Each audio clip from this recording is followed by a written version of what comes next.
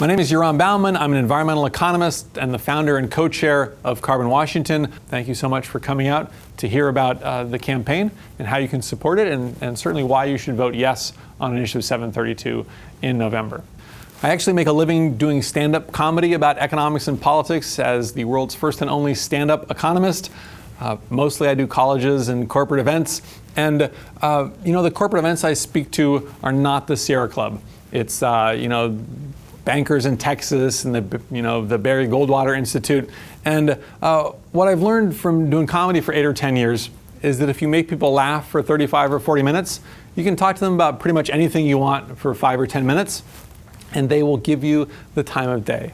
They'll listen and consider what you have to say. And I talk to these audiences about climate change and why I think it's an important issue and how we can address climate change in a way that makes sense for businesses and for households by reforming our tax system, right? By having higher taxes on things we want less of and lower taxes on things we want more of.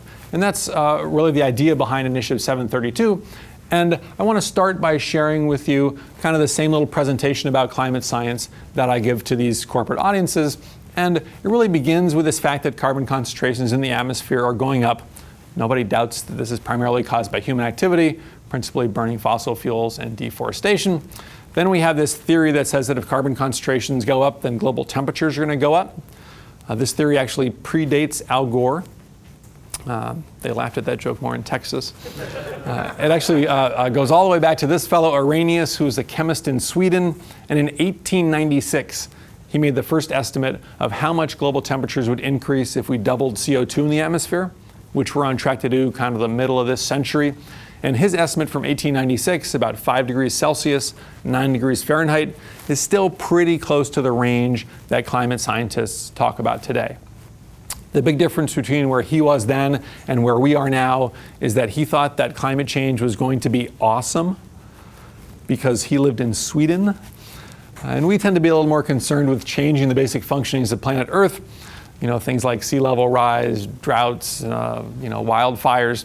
In any case, we have been running this experiment on planet Earth for the last 150 years or so, and here are the results of the experiment. The blue dots are measures of global average temperatures for individual years. The red bars are 10-year averages from the 1880s up to the 1970s.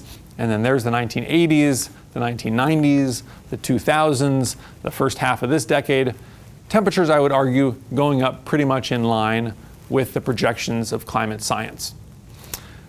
Now, if you happen to not believe that humans are partly responsible for increasing global temperatures, I will try to find common ground with you anyway. And the common ground comes from the way that economists think about pollution problems, which is that the way to get less pollution is to make polluting expensive, using something like a carbon tax or an auction cap and trade system, because those policies promote innovation, conservation, development of new technologies. And there's a side benefit to these policies, other than the main benefit of potentially saving the world. And the side benefit is that if you do these policies right, you generate a pile of revenue. And the idea that Initiative 732 is based on, one that economists pretty much agree on, is that a great way to use that revenue is to reduce or eliminate existing taxes. So it's called environmental tax reform or tax shifting or revenue neutral tax swaps. The idea being that if we had higher taxes on things we want less of, like carbon emissions, then we could afford to have lower taxes on things we want more of, like jobs and income and savings and investment. So in the eyes of many economists, the best climate policy in the world is just to the north of where we are here in Washington State, Canadian province of British Columbia. In 2008, they had a right-of-center government that said, look, we want to do something about climate change, but we want to be market-friendly, we don't want to grow government, and they implemented a revenue-neutral carbon tax. Yes, they pay more for fossil fuels in British Columbia, but they pay less in other taxes. Carbon tax is about $30 per ton of CO2. It's about 30 cents a gallon of gasoline, 3 cents a kilowatt hour of coal-fired power, half that for natural gas, nothing for wind, solar, hydro, renewables. So you can see how it provides this nice financial incentive for individuals, households, businesses to move their operations in a more sustainable direction. So yes, they pay more for fossil fuels in BC, but they also have the lowest personal income taxes in Canada. They have low corporate income tax rates, and there's an offset for low-income households. The economy of BC is doing fine. great example of sustainable economic development, and both major political parties there now accept the carbon tax as sort of part of the political and tax system in British Columbia. So really a terrific example for other places, and it's sort of the inspiration for the Initiative 732 carbon tax here in Washington state.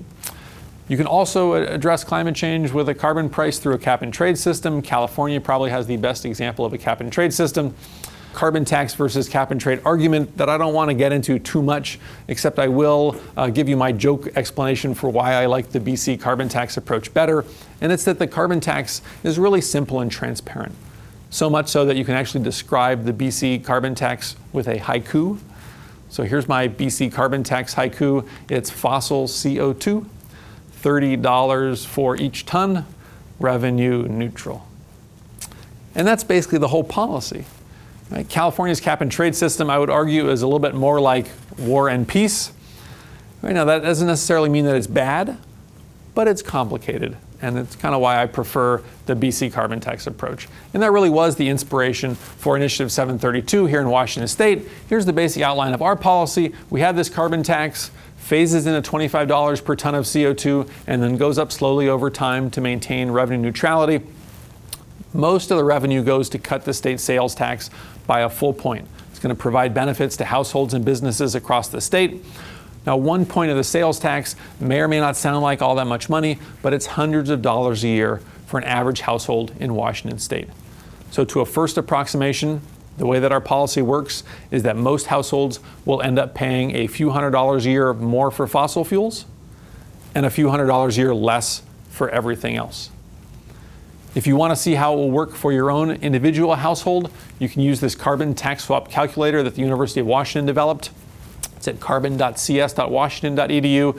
Most households end up plus or minus $100 or so. And that's really the goal of the policy, not to increase or decrease the size of the tax revenue, but to move the tax system in a more sustainable and a fairer direction. We also have two smaller tax reductions that benefit groups that are specifically affected by the carbon tax. One of those is low-income households, and one of those is energy-intensive businesses that are competing with businesses in other states. For those businesses, we don't want to put them at a competitive disadvantage relative to other states, so what we do is we effectively eliminate the existing business tax for manufacturers in the state of Washington. That's going to help make sure that they're not at a competitive disadvantage in the international or national markets, but it's still going to give them this strong financial incentive to reduce carbon emissions. For low-income households, we fund something called the Working Families Rebate. So I have to get a little wonky on you for a second. One of the largest and most successful anti-poverty programs in the United States is called the Earned Income Tax Credit. Historically, it's had bipartisan support going back to Ronald Reagan, Bill Clinton. Basically, if you're low income and you're working, the government sends you a check to top up your income, up to $6,000 a year based on your income and your family structure. Such a successful policy that about half of the states in the U.S. have state-level matches of the federal earned income tax credit. So basically, the way that works is that if you get $2,000 from the feds, then the state will give you an extra $500 or whatever the match happens to be. Washington state has a policy like that on the books called the Working Families Rebate. It's a 10% match of the federal earned income tax credit, passed by the legislature in 2008, and it has never been funded in this state where we have the most regressive tax system in the nation. Initiative 732 is going to fund the Working Families Rebate with carbon tax revenue, and we increase the match from 10% to 25% of the federal earned income tax credit. It's going to provide up to $1,500 a year for 450,000 working families in Washington state. Between that and the reduction in the sales tax, we're confident that our policy, our analysis shows that our policy is going to be the biggest improvement in terms of progressivity of the Washington state tax system since the 1977 ballot measure that eliminated the sales tax on food. So why should you vote for Initiative 732? I'll give you 3 reasons: revenue neutrality, tax fairness, and climate action. In terms of revenue neutrality, Initiative 732 is not about making government bigger, it's not about making government smaller, it's about making the tax system fairer and more sustainable.